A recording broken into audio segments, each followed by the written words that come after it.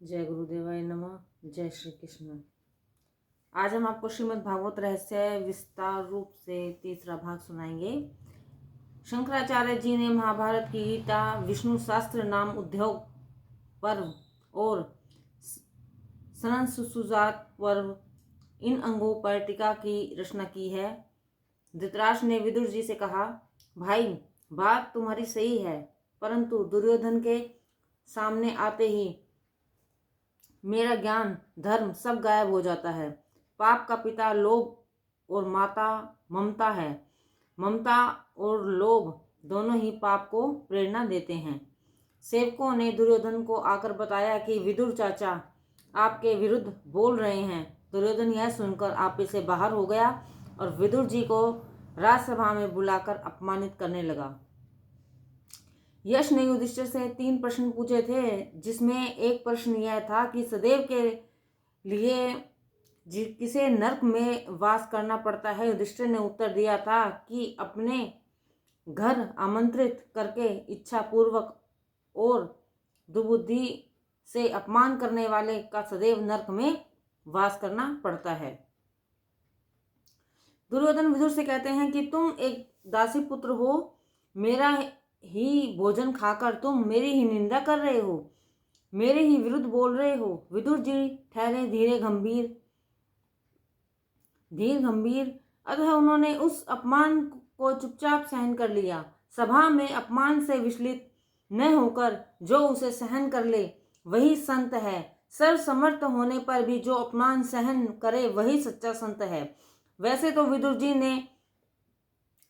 में इतनी तो शक्ति थी कि यदि वे चाहते तो दुर्योधन को अपनी एक ही दृष्टिपात से भस्मीभूत कर सकते थे, परंतु उन्होंने अपमानित होने पर भी उस शक्ति का दुरुपयोग नहीं किया। शक्ति का दुरुपयोग करने वाला दैत्य है। शक्ति, संपत्ति और समय का विवेकपूर्ण सदुपयोग करने वाला ही देव बन जाता है। कष्ट सहन करोगे तो संत बनोगे। कुछ सांस ऐसी भी होती हैं जो बहुओं पर अत्याचार करती हैं। उनका मानना है कि बहू हमसे छोटी है, अतः उन पर हुक्म चलाने का हमें अधिकार है। सास बहू से बड़ी नहीं है, वे दोनों समान हैं। किसी भी जीव को छोटा या बड़ा मत समझो, जीव ईश्वर का ही स्वरूप है। विदुर जी की भांति 12 वर्ष तक तप करोगे तो सहन शक्ति, संयम नेव ही आ जाएगी। यह सहन शक्ति भी सात्विक आहार करने वाले को ही मिलती है। विदुर जी ने 12 वर्ष तक भाजी का भोजन किया। तुम कम से कम 12 महीने तक ही भाजी का भोजन करके तो देखो, सहन शक्ति में अवश्य ही वृद्धि होगी। अधिक तेलीय और मसाला युक्त भोजन करोगे उतने ही दुखी रहोगे। आहार विहार जितना अधिक सात्विक होगा तभी सहन शक्ति आएगी। इस जीव का स्वभाव ही ऐसा है, उसे कितना भी मिल जाए वह संतुष्ट नहीं होगा। उसकी तृष्णा कभी समाप्त नहीं होती, अपितु बढ़ती ही जाती है। बुद्धि यदि ईश्वर में स्थिर रहेगी तो तुम थोड़े ही में ही संतोष कर लोगे और हर कष्ट सहन कर पाओगे। विदुर जी ने केवल भाजी और संतोष किया और प्रभु भजन मगन रहे। विदुर जी को अपने अपमान पर न तो कोई दुख हुआ और न ही कोई ग्लानि। भली सा राज्यसभा में अपमानित होने पर भी वे क्रोधित नहीं हुए, क्योंकि उन्होंने 12 वर्ष तक केवल भाजी ही तो खाई थी। दुख और क्रोध को पी जाने की शक्ति सात्विक आहार से ही प्राप्त होती है। सुखी रहना है तो कम खाओ और गम खाओ। मनुष्य सब कुछ खा सकता है, परंतु गम नहीं खा सकता और क्रोध को पचा नहीं सकता। तुम्हारी कोई निंदा करे तो चुपचाप सहन कर लो। यह मानो कि निंदा करने वाला मुझे मेरे दोषों का भान करा रहा है, मेरे पाप धो रहा है। कुछ लोगों का स्वभाव ही ऐसा होता है कि बिना किसी की निंदा किए और सुने बिना उनका खाना पचता ही नहीं। इस दुनिया में ने किसी को नहीं छोड़ा, सभी की निंदा की है। अतः निंदा करने वाले पर कभी क्रोध मत करो। ऐसा मानो कि प्रभु शायद हमें कुछ संकेत दे रहे हैं। भगवान बड़े दुख के साथ कहते हैं कि मानव कल्याण के लिए मनुष्य अवतार लेकर मैं इस पृथ्वी पर आया था, परंतु लोगों ने फिर भी मेरी निंदा की। विदुर जी सोचते हैं कि इस अपमान में शायद प्रभु का कुछ संकेत छिपा है। दुर्योधन मेरी निंदा नहीं कर रहा है, अपितु उसके अंदर बसे हुए नारायण मुझे कौरवों की संगति छोड़ने का आदेश दे रहे हैं। संत महापुरुष निंदा में ही सार तत्व खोजते हैं। जो अच्छी वस्तुओं में अच्छाई का अनुभव करे वह साधारण वैष्णव है, परंतु जो बुरी वस्तुओं में अच्छाई को देखे वह उत्तम वैष्णव है।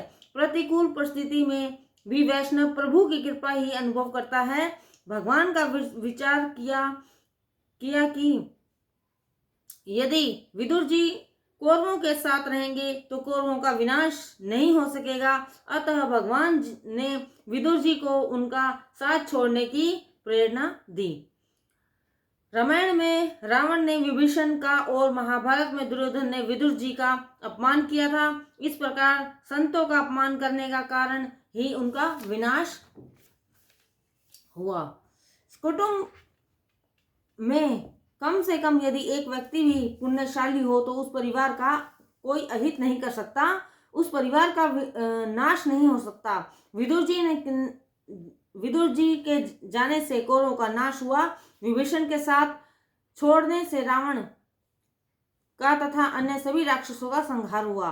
दुर्योधन ने सेवकों को आज्ञा दी कि इस विदुर को यहाँ से धक्के मारकर बाहर निकाल दो, परंतु विदुर जी समझदार थे, इसलिए उन्होंने पहले ही घर का त्याग कर दिया था।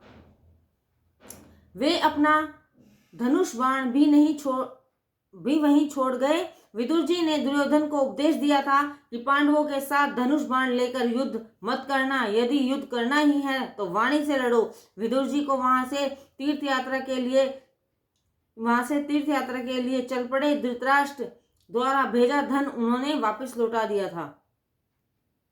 आवश्यकताएं कम होंगी तो पाप भी कम होंगे, परंतु यदि आवश्यकताओं को बढ़ाते जाओगे तो पाप तो निरंतर ही बढ़ते जाएंगे।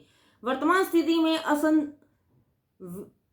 स्थिति में संतुष्ट न होने के कारण ही मनुष्य में पाप करने की प्रवृत्ति उत्पन्न होती है। इसलिए कहा गया है कि असंतोष और लोभ का पिता पाप ही है। जो पाप नहीं करता वह पुण्य ही करता है। विदुर जी ने 36 वर्ष की यात्रा करने के निकले, परंतु अपने साथ कुछ भी नहीं ले गए। आजकल लोग यात्रा करने निकलते हैं तो 36 प्रकार का सामान साथ लेकर चलते हैं। इसका पूरा प्रयास करते हैं कि कोई चीज बाकी ना रह जाए। यात्रा का अर्थ है तात्री इंद्रियों के प्रतिकूल विषयों का हटाकर अनुकूल विषयों में लगा देना ही यात्रा है। तीर्थ यात्रा उसी की सफल होती है जो तीर्थ जैसा पवित्र होकर लौटता है। केवल यात्रा करने से ही पुण्य प्राप्त नहीं हो जाता। कभी तो मनुष्य यात्रा करते करते पाप की गठरी के भी साथ बांधकर ले आता है। तीर्थ यात्रा विधि पूर्वक करनी चाहिए। विधि पूर्वक करने से ही पुण्य प्राप्त होते हैं। तीर्थों पर यात्रा करने के लिए जाने से पहले प्रतिज्ञा करनी चाहिए कि मैं ब्रह्मचर्य का पालन करूंगा, असत्य नहीं बोलूंगा, क्रोध नहीं करूंगा और व्यर्थ भाषण नहीं करूंगा। ऐसी प्रतिज्ञा करने के पश्चात ही यात्रा आरंभ करनी चाहिए। आजकल तो धन संपत्ति बढ़ जाने के कारण तीर्थ यात्रा का नाम पर घूमने फिरने निकल जाते हैं। इस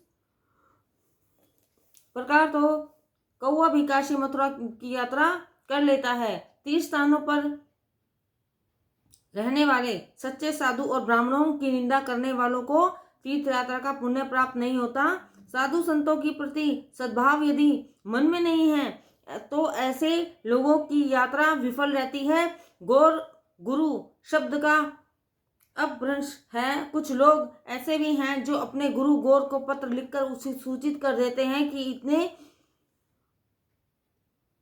व्यक्ति यात्रा के लिए आ रहे हैं, अंततः भोजन आदि की व्यवस्था कर देना। तीर्थों के गुरु आपके नौकर नहीं हैं। तीर्थ स्थान में विधि पूर्वक स्नान करना चाहिए, वहां कुल्ले नहीं करने चाहिए और न ही साबुन लगाकर नहाना चाहिए। प्रभु दुखी होकर कहते हैं कि आजकल इतने विलासी और पापी व्यक्ति तीर्थ में जाकर रहने लगे हैं। आपके कारण तीर्थ स्थानों की महिमा लुप्त प्राय सी हो गई है। जब विदुर जी की यात्रा करने गए थे तो अपने साथ कुछ नहीं ले गए थे, केवल उनके साथ कौरवों के पुण्य साथ गए थे। कोई तुम्हारा अपमान करे, निंदा करे, यदि तुम उसे सहन कर लोगे तो तुम्हारे पाप उस निंदा करने वाले के पास जाएंगे, उसके पुण्य तुम्हें प्राप्त हो जाएंगे। तीर्थ में जाओ तो उस दिन अनशन करो, ब्राह्मणों का अपमान मत करो, सच्चे साधु संत